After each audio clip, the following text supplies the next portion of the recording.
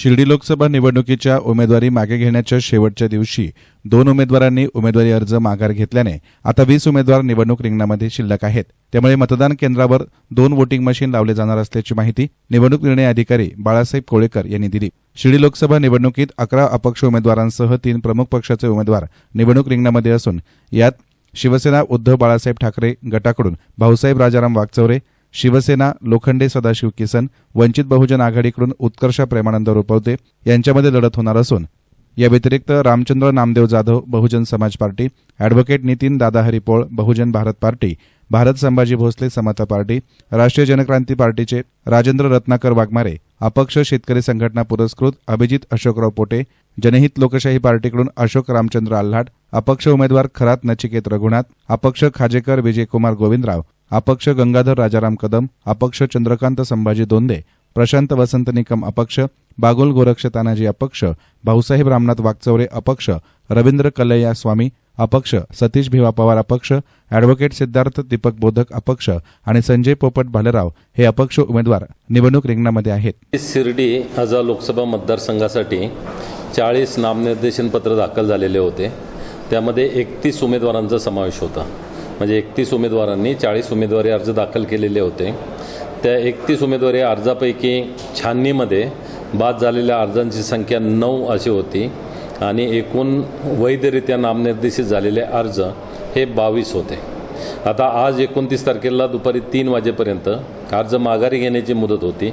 या मुदतीमध्ये 2 उमेदवारांनी आपले उमेदवारी अर्ज मागे घेतलेले आहेत। त्यामुळं आता निवडणूक लढवणाऱ्या उमेदवारांची संख्या ही 20 राहिलेली आहे। या 20 उमेदवारांना चिन्हांचं वाटप करण्यात आलेलं आहे आणि आता मतपत्रिका मान्यतेसाठी पाठवण्याची कारवाई सुरू आहे।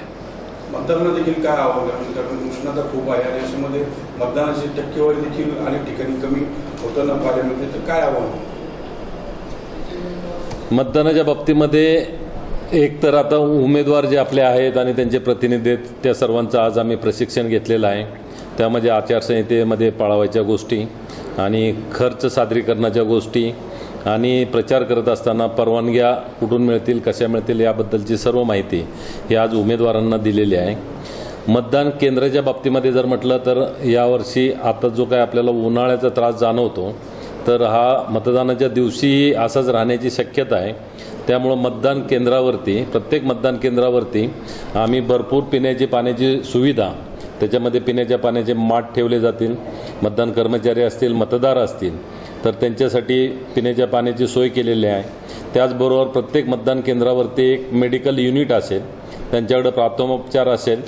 त्याच्यानंतर मतदार असतील, मतदान कर्मचारी असतील तर या सर्वांसाठी त्या ठिकाणी आरोग्याचे काय प्रश्न उद्भवल्यास ते पथक मदत करेल। प्रत्येक मतदान केंद्रावरती आपण पाळणाघर ठेवतोय। त्याच वेळेला या वर्षीपासून आपण मतदान केंद्राच्या शेजारची जी मोकळी खोली असेल तर ती मतदारांना उन्हामध्ये रांग लावायला नको, रांगेत उभे राहण्याची आवश्यकता पडू नये म्हणून शेजारची खोली आपण उघडून देणार आहे। त्यामध्ये मतदारांना थांबता येईल।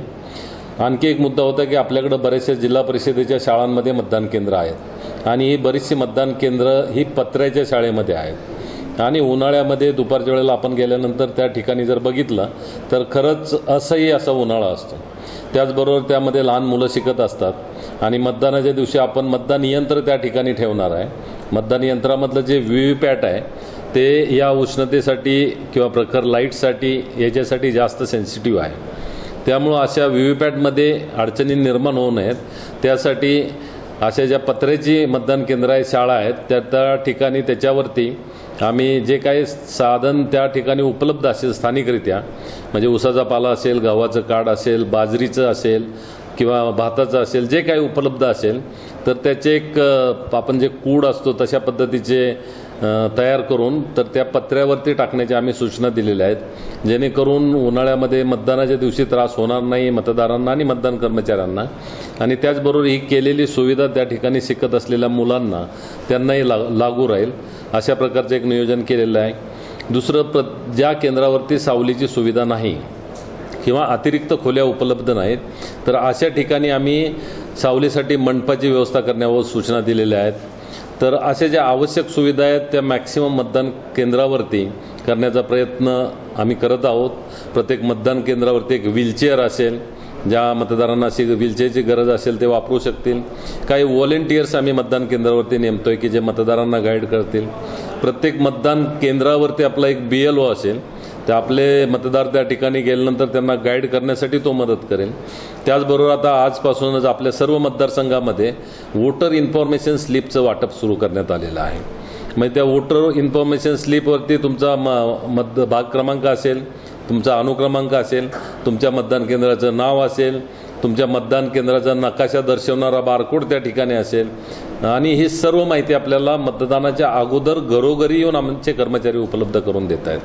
ज्यावेळेला 100% मतदारांच्या घरी जाऊन मतदान कर्मचारी ही सर्व माहिती उपलब्ध करून देतात, त्यावेळेला आपलं मतदार म्हणून आपली जबाबदारी राहील की आपण मतदान केंद्रावरती येऊन मतदानाच्या दिवशी जास्तीत जास्त मतदान करावं.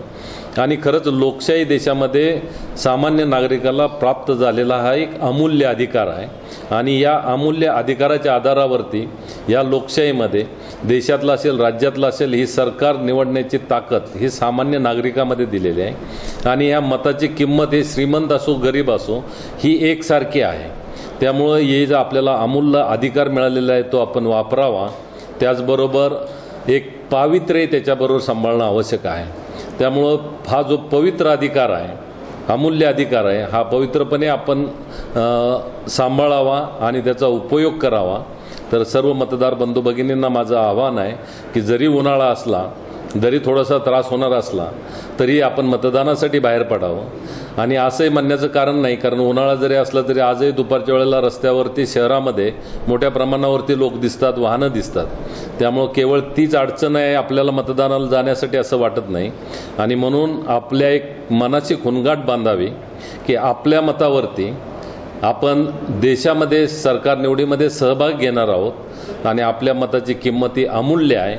तर हे एक मनाशी ठरवावं आणि ऊन असो, वारा असो, पाऊस असो, आपण कोणत्याही परिस्थितीमध्ये मतदान केंद्रावर जाऊन आपला मतदानाचा हक्क बजावणार, निर्भयपणे मतदान करणार आणि फ्री आणि फेअर वातावरणामध्ये ही निवडणूक आपण पार पाडू. ती पाडण्यासाठी आपल्या सर्वांचं सहकार्य राहील अशी मी अपेक्षा या निमित्तानं व्यक्त करतो. सांगितलं की निवडणूक लढवणाऱ्या उमेदवारांची संख्या 20 आहे. मतदान यंत्रामधलं जे एक बॅलेट युनिट असतं तर त्याच्यावरती नोटासह 16 उमेदवारांची सुविधा असते. आता आपले 20 उमेदवार झालेले आहेत आणि शेवटचं एक बटन हे नोटाचं असेल. त्यामुळं आपल्याकडं 2 बॅलेट युनिट वापरले जातील. म्हणजे मतदान यंत्रामध्ये कंट्रोल युनिट असतं ते एकच राहील.